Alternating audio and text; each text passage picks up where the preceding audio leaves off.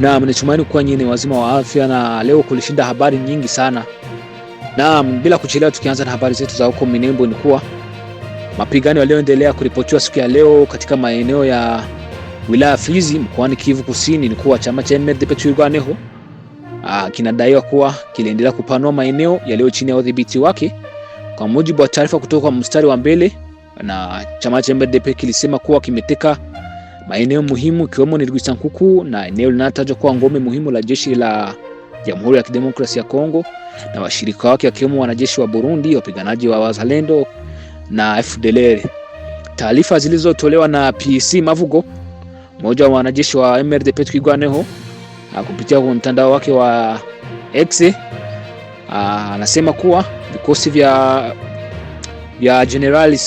General Sematama vilichukua maeneo mengi muhimu ikiwemo Rwisankuku ambayo inadaiwa kuwa sasa iko chini ya udhibiti wa MRDP Twirwaneho. Na katika ujumbe wake alisema kuwa vikosi vinavyoongozwa na General Sematama vimechukua maeneo mengi kwa sasa. Rwisankuku inadhibitiwa na MRDP Twirwaneho. Haya yanajiri wakati mapigano makali yakiripotiwa katika maeneo ya Ngenzi na maeneo yanayozunguka Rwisankuku, ambapo MRDP Twirwaneho inadaiwa kuendelea kuyakusanya na kuyasukuma nyuma wanajeshi wa FARDC pamoja na makundi yanayowaunga mkono na hatimaye kuteka maeneo mbalimbali muhimu. Na taarifa zingine zinaeleza kuwa siku iliyopita chama cha MRDP au jeshi la Twirwaneho lilichukua udhibiti wa Mikenke na wilalo mbili. Hizo ni habari niliyofikisha asubuhi. Walichukua jana, na baada ya mapigano makali dhidi ya FARDC, wanajeshi wa Burundi na Wazalendo na FDLR, baada ya kutekwa kwa Rwisankuku. Taarifa kutoka eneo hilo zinaeleza kuwa baadhi ya wanajeshi waliokuwa kwenye ngome hizo walikimbilia msituni, wengine na kuelekea eneo la Pwizero, huku wengine wakidaiwa kuelekea upande wa Bigobogo wakisaka njia ya kuelekea Baraka. Na hii ni habari zilizoendelea mchana wa leo, na tukiendelea kupongeza jeshi la MRDP Twirwaneho AFC/M23 kwa juhudi na kazi nzuri. Mungu aendelee kuwalinda wafike mbali, ndio waendelee kukomboa raia. Wanateseka, raia wanateseka kwa kweli, raia wanateseka kwa manyanyaso ya Wazalendo. Na tukiingia mjini Uvira, ni kuwa nitazungumzia Uvira na Baraka. Jana hali ya ukosefu, mkumbuke kuwa jana usiku kuna habari nilielezea nikwambia kuwa baada ya mpira baada ya Leopard kushindwa dhidi ya England au Uingereza, niliwaambia kuwa Wazalendo wanajitayarisha kupiga wananchi au wakazi wa Uvira Masasi, na hiyo ikatokea. Sema tu ni vile habari zilitufikia kwa kuchelewa, lakini hali ya ukosefu wa usalama inaendelea kudhorota mjini Uvira. Ni kusema kuwa hali hiyo bado inaendelea kuzorota. Usiku wa jana tarehe 1 Julai, Alhamisi, na tarehe 2 Julai, baada ya timu ya taifa ya Kongo Leopard kufungwa na England kwa mabao 2 dhidi ya 1, ni kwa mujibu wa vyanzo vya eneo la Uvira. Nasema kuwa watu Wazalendo walishambulia kwa risasi mjini Uvira masaa ya saa 4 usiku mara tu baada ya kumalizika kwa mechi hii. Kabindula, barabara ya mteremko katika manispaa ya Kalundu, kijana dereva wa bajaji aliyefahamika kwa jina la Bukuru aliuawa kwa kupiga risasi na Wazalendo. Tukio hilo lilitokea karibu na kanisa la Cité des Refugiés. Kiromo ni mtu mwingine alijeruhiwa kwa risasi katika eneo hilo. Na Kasenga, tukio lingine la ufyatuliaji risasi pia likaripotiwa. Hapo ni Uvira.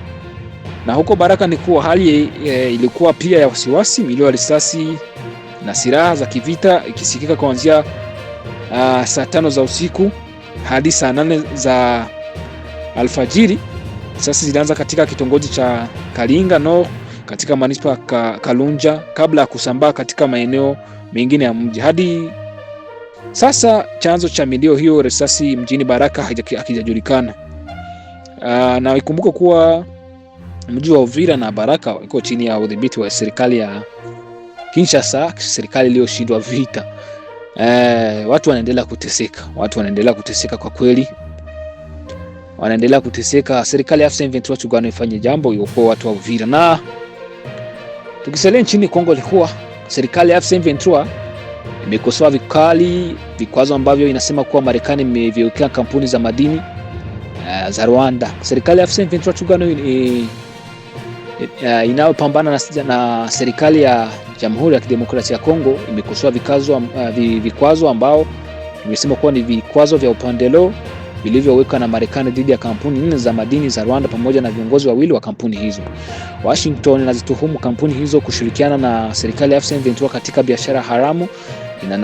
Ni Washington ilikuwa ikisema na inukuu, inasema inawashtumu kwa kushirikiana na serikali ya M23 kwenye biashara haramu za madini yanayotolewa mashariki mwa DRC na kupeleka Rwanda, huku mapato yake yakitumika na serikali ya M23 tulikuwa ni kununua silaha na kuwalipa wapiganaji wake. Katika taarifa iliyotolewa usiku wa Jumatano, msemaji wa serikali ya M23 tulikuwa ni Lawrence Kanyuka alisema kuwa kuwekwa kwa vikwazo vya upande mmoja wakati mazungumzo ya amani bado yanaendelea kunatuma ujumbe usio na manufaa na hakuchangii kwa njia yoyote kufikia amani ya kudumu.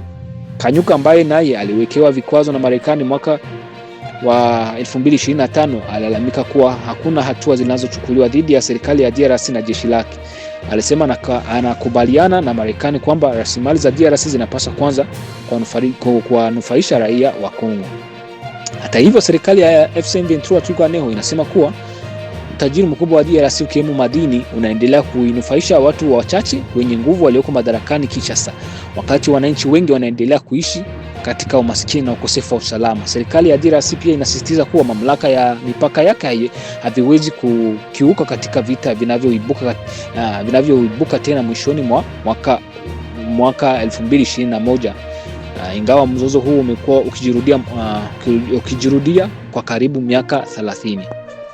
Wiki hii katika mahojiano na television ya France 24, waziri wa mambo ya nje wa Rwanda Olivier Nduhungirehe pia alikosoa vikwazo hivyo vya Marekani akisema kuwa vinaibagua Rwanda na vinatazama upande mmoja tu na haviwezi kuleta matokeo. Serikali ya DRC imekaribisha vikwazo hivyo ikisema kuwa Marekani imechukua hatua nyingine muhimu katika kupambana na mitandao inayochochea vita mashariki mwa nchi hiyo. Msemaji wa serikali ya DRC Patrick Muyaya aliandika kwenye mtandao wake wa X, vikwazo hivyo vinaikumbusha Rwanda muhimu wa kuondoa ushawishi wake nchini DRC. Pia serikali ya M23 Twirwaneho imesema kuwa serikali ya Kinshasa inaendelea kujidanganya kwamba suluhisho la kijeshi linaweza kumaliza vita hivyo. Inaamini kuwa suluhisho la kweli si shinikizo la kisiasa, bali ni mazungumzo ya kisiasa yanayowashirikisha wote na yanayochunguza chanzo halisi cha mgogoro.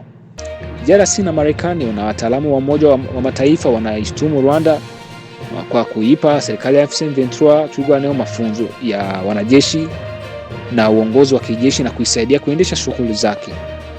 Rwanda inakanusha madai hayo ikisema kuwa imechukua hatua za kujilinda kutokana na tishio la usalama linalotokana na kundi la FDLR linalopigana na serikali ya Rwanda na linalofanya shughuli zake mashariki mwa DRC.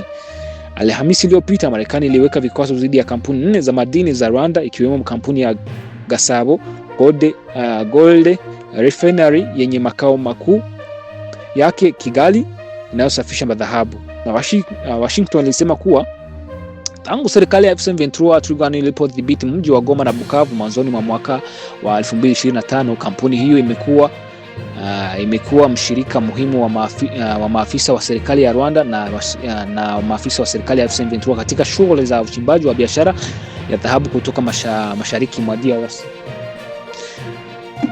BBC Gahuza Miryango ilijaribu kuwasiliana na kampuni ya Gasabo Gold Refinery, lakini hadi sasa hajatoa majibu yoyote. Na Marekani inasema kuwa serikali ya M23 inahutumia mapato hayo kununua silaha na vifaa vya kijeshi, kuwalipa wapiganaji wake na kutekeleza vitendo ilivyoviita kuwa vya ukatili, lakini ni uongo dhidi ya raia wa Kongo.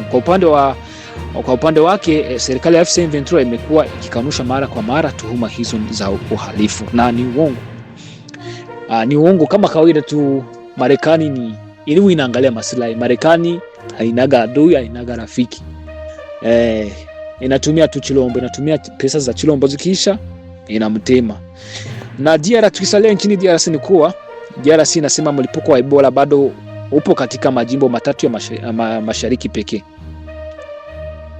Maafisa wa afya wa Jamhuri ya Kidemokrasia ya Kongo wamesema kuwa mlipuko wa ugonjwa wa Ebola bado umebaki katika majimbo matatu ya mashariki mwa nchi hiyo ambayo ni Ituri, Kivu Kaskazini na Kivu Kusini. Hii ni baada ya taarifa zilizotolewa awali kuashiria kuwa ulikuwa na ugonjwa uliogundulika pia katika majimbo ya Howell na Chopo. Takwimu mpya zinaonyesha kuwa serikali zilizotolewa na serikali tarehe 30 Juni inaonyesha kuwa idadi ya watu waliothibitishwa kuambukizwa ugonjwa wa Ebola umeongezeka sana. Ilikuwa ni ongezeko la wagonjwa 70 ndani ya masaa 24 zilizopita. Idadi ya waliofariki imefikia 438 huku watu 192 wakithibitishwa kupona. Kwa sasa watu 609 bado wako katika karantini au wanaendelea kupatiwa matibabu. Wakati kiwango cha vifo vya aina ya Ebola vikiendelea kuripotiwa. Hiyo ni habari za nchini DRC. Na tukiingia nchini Burundi ni kuwa Burundi, maafisa 4 wa jeshi la Burundi wamepandishwa cheo na kuwa majenerali. Kama ilivyo desturi kila mwaka mwanzoni mwa mwezi Julai, jeshi la Burundi hutoa vyeo kwa wanajeshi wake. Mwaka huu katika ngazi za majenerali na maafisa 4 pekee waliopandishwa kutoka kwa cheo cha brigadier general hadi major general. Waliopewa vyeo hivyo ni Major General Elien Ndizigiye anayejulikana kwa jina la utani Muzinga, ambaye kwa sasa ni naibu mkuu wa jeshi la nchi hiyo, Force Terrestre. Wa pili ni Major General Ovena Bibonimana anayejulikana kama Gatovzi, ambaye ni kamanda wa jeshi la wanamaji, Force Marine. Watatu ni General Harmelas Ndabashinze, kamanda wa jeshi la anga, Force Aérienne. Na wanne ni General Gregoire Ndoraringonya ambaye ni mkaguzi mkuu katika wizara ya ulinzi. Maafisa wawili wa kwanza waliwahi kuwa wapiganaji wa zamani wa waasi wa CNDD-FDD, huku wawili wengine wakitoka katika jeshi la zamani la Burundi ex-FAB. Ni zilikuwa habari za Burundi hizo. Naam, ni washukuru kwa habari za leo. Kwa taarifa za leo zingine tutaendelea kesho majali wa. Asante.